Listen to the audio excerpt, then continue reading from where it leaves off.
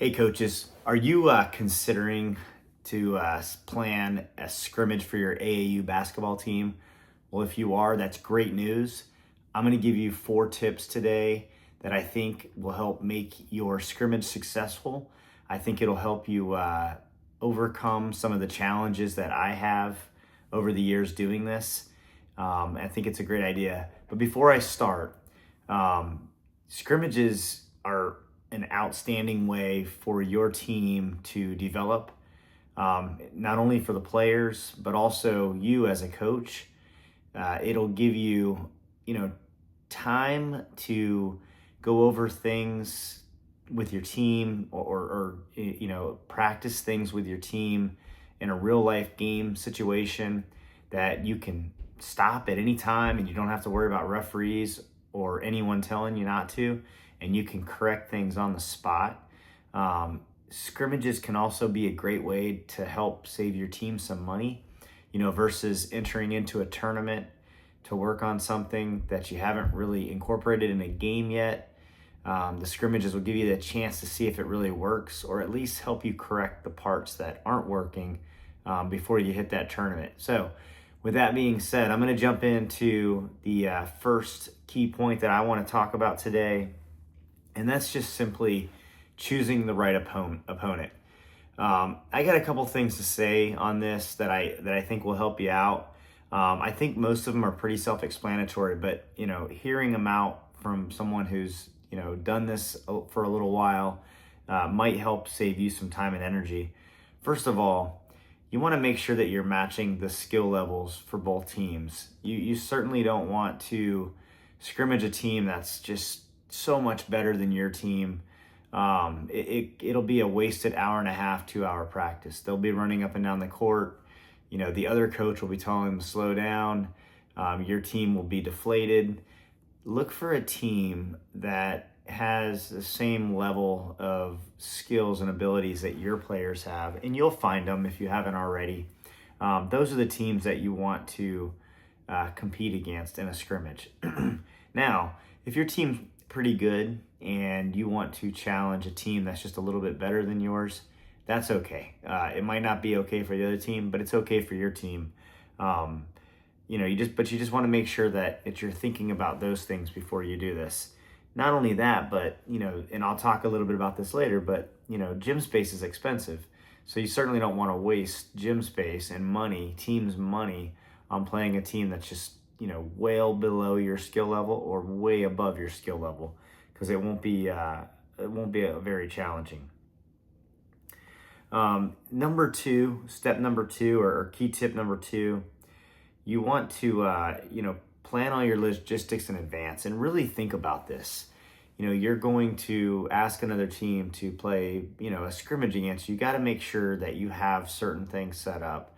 Number one, you want to make sure that you have a gymnasium that you can play this basketball game in, or if you're going to play it outside, which I probably won't recommend playing a scrimmage outside.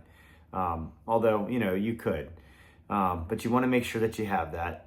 You also want to consider, if you decide to use like maybe your gym night that you have already reserved at a gym, that's costing your team money. You want to consider, getting them to reciprocate. Maybe they travel and use your practice gym one night, you travel and use their practice gym one night. It's a great use of both teams' resources, and it's definitely a change in how your team practices. But if you're not going to use your night's practice, your gym's practice night, you're going to have to find a gym that will let you come in and play a game. And you may have to pay for that additional expense.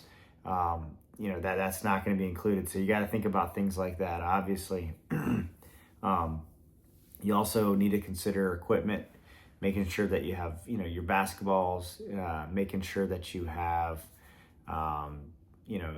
some sort of scoreboard, digital scoreboard. If you're going to keep score, you want to make sure that, you got to have somebody to run the clock.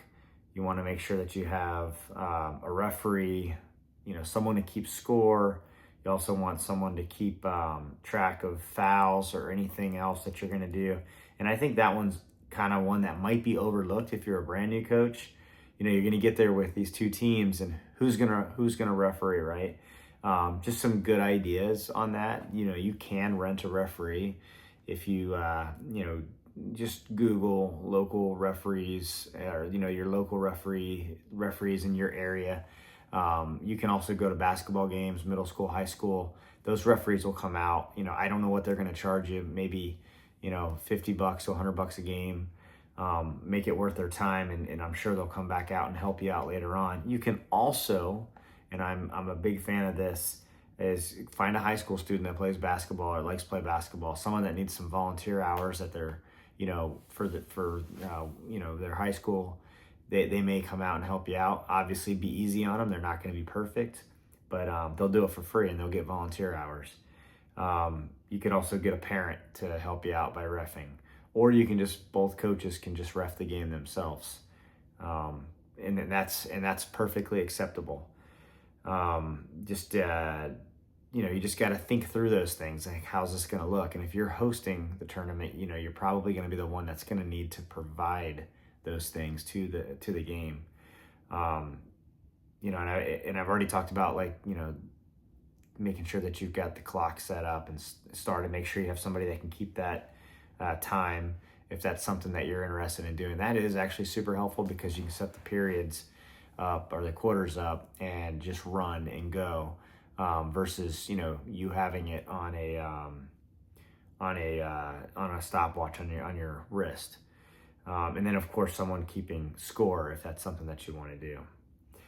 And all of these things, you want to make sure you clearly communicate that with the other coach, so that he or she knows that this is how we're going to do this scrimmage. We're gonna have we're gonna do 4 quarters, or we're gonna do maybe we're gonna start the scrimmage off like a regular game. Whatever each team wants to do is perfect. We're gonna play 2 8-minute quarters, and then the game's over, and then we're gonna break into working on maybe at that 8 minutes the other coach can decide what defense your team's going to run, so they can work on some offensive plays and then switch it, and then now your team can run whatever offense they want based on whatever defense you're telling them to, because that would be super important, right? If you could tell your team, like, I want you to play a 3-2 zone defense, so I can work on at one of our offenses that we're using to go up against a 3-2, or maybe I want you to run a man, or maybe I want you to do a full court press. Those are things that you want to coordinate with the other coach, so that you guys go into this thing and you can be prepared, right? The worst thing to do is go into the tournament and just kind of play it by, or I'm sorry, not the tournament, but the scrimmage, and play it by ear. If you guys set it all up ahead of time, you can have a really organized scrimmage set up to to really practice a lot of the different elements that you have. But all that stuff's going to take some planning, and it's going to take some early communication. The third is just going to be focusing on player development, right? And this is really where you want to focus on on the team's development. How can the team develop? And I kind of already talked about this a little bit in the last one, but you're going to want to experiment with the different plays that you have, the different lineups you have, offensive and defensive strategies. Have all that stuff coordinated, or be prepared to use that time to do the things that you need as a coach for your team. Talk to the other coach about being able to pause gameplay and teach. And one really good thing about this is the other coach can help teach the players on your team, and you can coach the players on the other team. You might be able to teach them something else that they haven't heard before. But just make sure that might not be something that you want to do. So make sure that you agree or disagree with that prior to the scrimmage. And just real quick advice on that is, remember, this is just a scrimmage. It's not a championship game. Use that to grow your individual team's potential. And the last one is, building relationships with these other teams. These scrimmages are an opportunity to network with other coaches. a lot of times when we go to these basketball tournaments, we don't always look out to make friends with the opponents that we're facing, but I encourage you to do that, especially with teams that are pretty near to you, because they have different resources and different, things that you might be able to take advantage of with your team, like a community center or gym. But and also another team that's working hard to become champions.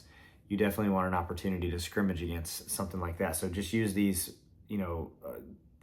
tournaments and scrimmages just to help network and build your portfolio of your network.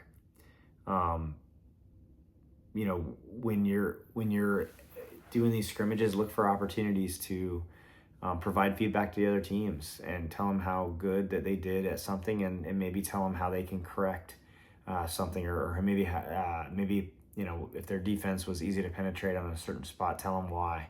The coach may not pick up on that, and then of course allow that coach to do the same thing for your team. It's all a learning experience. These relationships can build and open doors for future opportunities in your team, in your players, and in your own basketball journey. So I put a little bit more of a comprehensive checklist together. It's a free digital download. I'll put it in the links down below. I also got a link to my website that will have a page on my site that just goes into this stuff more in detail. So if you're interested, check it out. I also have a couple links to like some digital scoreboards that might be helpful for you. They're under $100. So if you're at a gym that doesn't have that, you can find one here in the link below, and they're not too expensive and they work pretty well.